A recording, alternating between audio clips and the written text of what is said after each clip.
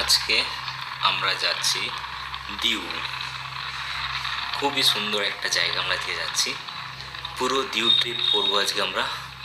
একদম সোমনাথ থেকে আমরা সকালে 10টার দিকে মোটামুটি গাড়ি করে বেরোলাম এবং দিউ যাওয়ার পথে ফার্স্টে আমরা এই হোটেলে এসে দাঁড়ালাম। প্রায় হাফ রাস্তা একটু আগে এই হোটেল। খুব সুন্দর হোটেলটা, হোটেলের সামনেটা, হোটেলের গেট আপ খুব সুন্দর। তো এই যে দেখানো হচ্ছে হোটেল।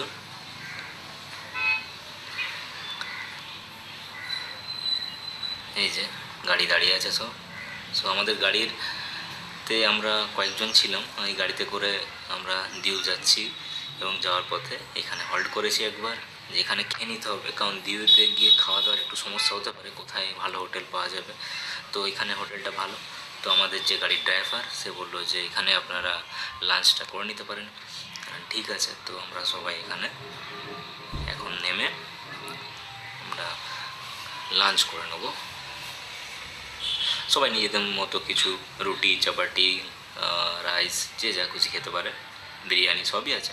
তো আমরা যেহেতু ঠিক করেছিলাম ভেজ খাবো, তো আমরা সেই জন্য পরাঠা টাইপের কিছু খাবো ঠিক করলাম। তো বসে গেছি, খাওয়া দাওয়া চলছে, আমাদের খাবার নিয়ে আসছে, মেনু লিস্ট দেখছি। খাওয়া দাওয়া সেরে ওখান থেকে আমরা সোজা এলাম দিউয়ের ফার্স্ট পয়েন্ট হচ্ছে ব্রিজ, কোডাম ব্রিজ। ওই কোডাম ব্রিজে দারুণ সুন্দর কোডাম ব্রিজ, খুবই সুন্দর ব্রিজটা, দারুণ সুন্দর ব্রিজ। বিচের সামনেটাতে বসার জায়গা আছে, সুন্দর করে ঘেরা আছে, ওখান থেকে বসে সুন্দরভাবে সমুদ্র সৈকত দেখা যেতে পারে।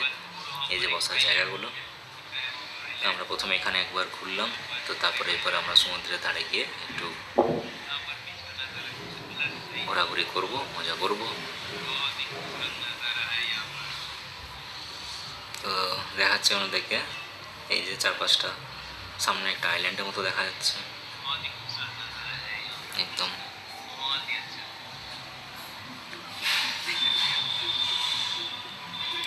এই যে পুরো বিচের ছবি দেখতে হচ্ছে এখানে। তো এবার সমুদ্রের মধ্যে গিয়ে একটু এই যে একটু সমুদ্রের ধারে ধারে হাঁটা, সমুদ্রের একটু জল নেওয়া, একটু আনন্দ করা আর কি। তো এখানে কিছুক্ষণ থাকলাম আমরা। থাকার পর এবার আমরা চলে যাচ্ছি সোজা দিউ সিটি, একদম পুরো দিউ সিটির ভেতরে যেখানে গঙ্গেশ্বর মহাদেব আছে সেখানে চলে যাবো এবার।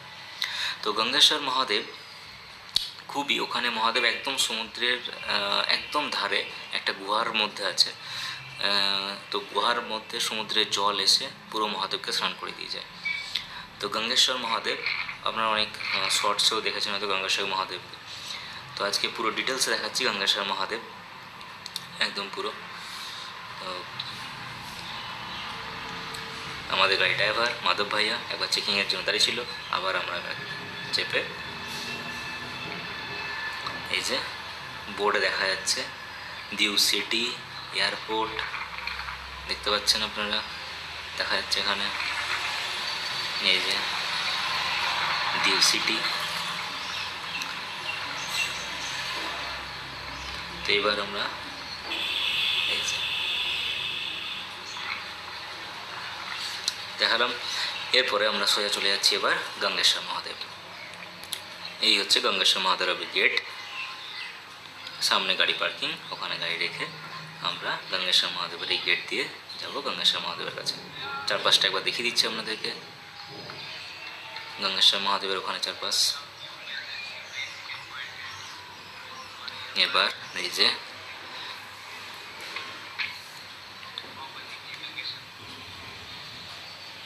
গঙ্গেশ্বর মহাদেবের গেট দেখতে পাচ্ছেন আপনারা, খুবই সুন্দর, খুবই সুন্দর একটা জায়গা গঙ্গেশ্বর মহাদেব, একদম ফাঁকা ফাঁকার মধ্যে, চারপাশে কোনো সেরকম গিঞ্জি কিছু নেই। দেখতে পাচ্ছেন পুরো গঙ্গেশ্বর মহাদেব এই গেট। চলুন এবার গঙ্গেশ্বর মহাদেবের কাছে আমরা যাই।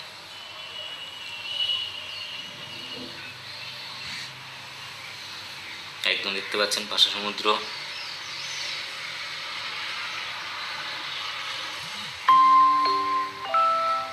আর ডিটেলস দেখাচ্ছি,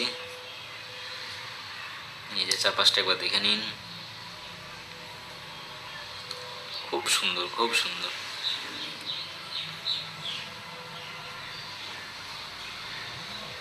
তো এই যে সামনে গঙ্গেশ্বর মহাদেবের টেম্পল আছে, নিচে যেতে হবে আমাদেরকে, সিঁড়ি দিয়ে নেমে নিচে যেতে হবে, সেখানে মহাদেব আছে একদম একটা গুহা টাইপের, তার নিচে। তো এই যে ওপরের পোর্শনটা, এখান থেকে সিঁড়ি দিয়ে নেমে নিচে যেতে হবে। তো দেখাচ্ছি সেটাই, এবার দেখতে থাকুন। গঙ্গেশ্বর মহাদেব, এই যে গঙ্গেশ্বর মহাদেবের এন্ট্রান্স। এই দিক দিয়ে এই যে সিঁড়ি দিয়ে নিচে নামতে হবে, নিচে নেমে গিয়ে মহাদেব।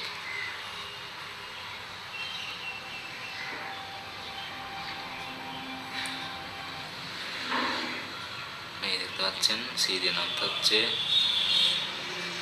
দেখতে থাকুন, সঙ্গে থাকুন। চারপাশের নাজারা একটু দেখিয়ে দিলাম।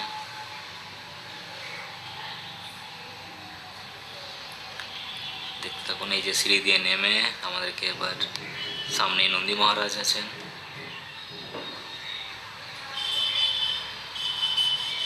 আজকের ভিডিওটাতে পুরোটাই দেখাচ্ছি, একদম পুরো দিউ ট্রিপ, দিউয়ে যা যা ঘোরা সবই। এই যে নন্দী মহারাজ, গঙ্গেশ্বর মহাদেব, এখন দেখতে থাকুন। অনেকগুলো শিবলিঙ্গ আছে নিচে, এবং মহাদেব যেখানে সেখানে নন্দী তো থাকবেই, তাই নন্দীও আছে।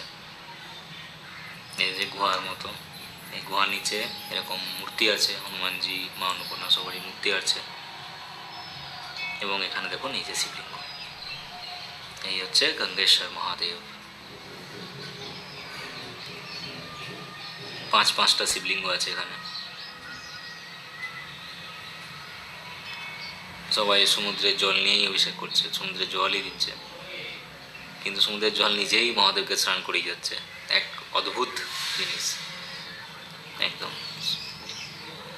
সো একদম ওই যে দেখতে পাচ্ছেন, ওইখান দিয়ে সমুদ্রে জল আসছে, এবং সমুদ্রে জল এসে মহাদেবকে সোজা সমুদ্র নিজেই চান করিয়ে দিয়ে যাচ্ছে। মায়েরও মূর্তি রয়েছে দেখতে পাচ্ছেন।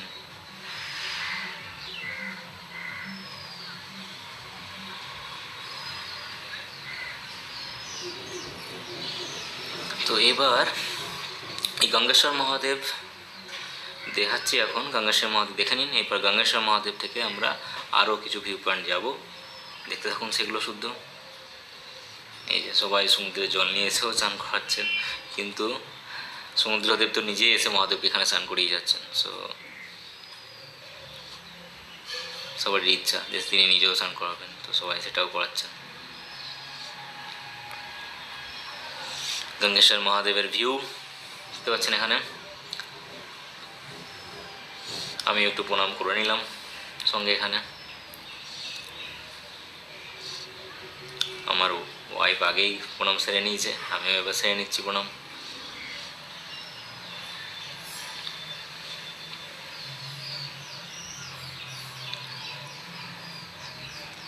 দেখতে থাকুন।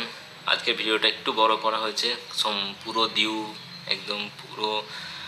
একদম পুরোপুরিভাবে পুরো দিউয়ের একদম দেখানো হয়েছে। আপনারা পুরো একদম সুন্দরভাবে দেখতে পারবেন যে হ্যাঁ, লোকেশন, নাজারা, ভিউ, চারপাশের। এই গঙ্গেশ্বর মহাদেব দেখলেন। এবার এই গঙ্গেশ্বর মহাদেব থেকে আমরা সোজা যাব দিউয়ের যে সব থেকে পুরনো যে চার্চ, একদম দিউয়ের সব থেকে যে পুরনো চার্চ আছে সেইটাতে। এছাড়া আরও একটা সুড়ঙ্গের মতো জায়গা আছে, একটা কেভ আছে। তো সেই কেভের রাস্তা এখন বন্ধ অ্যাকচুয়ালি, তো সেই জন্য ওইটা আমরা জাস্ট একবার ঘুরে চলে এলাম। কেভের জায়গাটা শুধু জাস্ট আমরা রাস্তা থেকে ওটা দেখেই চলে এলাম, কারণ রাস্তা বন্ধ আছে। তো তারপরে আমরা এলাম এই যে দিউয়ের সব থেকে পুরনো চার্চ, দেখলেন সব থেকে পুরনো চার্চ। এরপর আমরা চলে এলাম দিউ ফোর্টের কাছে। এখানে একসঙ্গে তিনটে জিনিস আপনারা দেখতে পাবেন। এই যে সামনে যেটা দেখা যাচ্ছে সেটা হচ্ছে দিউ ফোর্ট, ঠিক আছে। এর সোজাসুজি এখানে আছে কালাপানি, বা আপনার পানিকটি বলা হয় ওটাকে, অনেকে অনেক নামে বলে, কেউ বলে কালাপানি, কেউ বলে পানিকোট্টা, অনেকে অনেক নাম দিয়েছে এটা। এবং তার সঙ্গে ওখানে আছে কুকরি, আইএনএস কুকরি ওখানে রাখা আছে কিছুটা দূরেই। তো তিনটে জিনিসই আপনাদেরকে দেখাবো। তো এখন সামনে এটা দেখতে পাচ্ছেন দিউ ফোর্ট। বাঁ দিকে, এই যে বাঁ দিকে আমি দেখাচ্ছি, দিউ ফোর্টটাকে দেখে নিন। এবার বাঁ দিকে এই যে কালাপানি বলে এটাকে, বা পানিকোট্টাও বলা হয়, দেখতে পাচ্ছেন সমুদ্রের মধ্যে। এই যে ওখানেও একটা পোর্ট টাইপের জায়গা আছে, এখানে গিয়ে বন্ধ করে রাখা যেতে পারে, অনেক ট্রেডের কাজে ওটা ব্যবহার হতো। ওটাকে অনেকে পানিকোট্টাও বলে, কারণ ওখানে কুটির আছে নিচে, এবং কালাপানিও বলে, পানিকোট্টাও বলে, অনেক অনেক রকম বলে ওখানে। সামনে দেখাচ্ছি দিউ ফোর্ট, দেখতে পাচ্ছেন। চলুন এগিয়ে যাওয়া যাক ফোর্টের আরও কাছাকাছি, দেখা যাক ফোর্টের ভেতরটা একটু দেখিয়ে দিচ্ছি আপনাদেরকে। দিউ ফোর্টের দেখতে থাকুন। ইচ্ছা করেই ভিডিওটা আজকে একটু লেন্থি করা হয়েছে, যাতে আপনাদেরকে পুরো সিনারি দেখাতে পারি। দিউ খুব সুন্দর একটা জায়গা, একদম সমুদ্রের ধারেরই। সো দেখতে পাচ্ছেন দিউ ফোর্টে আমরা পৌঁছে গেছি একদম। এই যে দিউ ফোর্ট, এখানে টিকিট কাউন্টার পাশে, এখান থেকে আপনার টিকিট নিয়ে আপনাকে ভেতরে এন্ট্রি করতে হবে।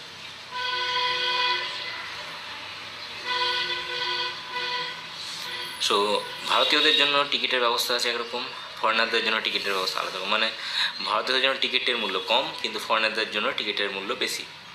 যেমন ভিক্টোরিয়াতেও আমরা দেখেছি কলকাতাতে, যে ইন্ডিয়ান সিটিজেনদের জন্য টিকিট মূল্য 50 টাকা, কিন্তু অন্য অন্য ফরেনারদের জন্য টিকিট মূল্য আরও বেশি। সেরকম এখানেও তাই, ভারতীয় জন্য টিকিট মূল্য কম 80 টাকা, কিন্তু অন্যান্য ফরেনারদের জন্য টিকিট মূল্যটা আরও বেশি। তো দিউ ফোর্ট দেখতে পাচ্ছেন, এখানে দেখাচ্ছি দিউ ফোর্ট। এই যে দিউ ফোর্টের ভেতরটা দেখিয়ে দিচ্ছি। এই যে গেট, এদিক দিয়ে আপনাকে ঢুকতে হবে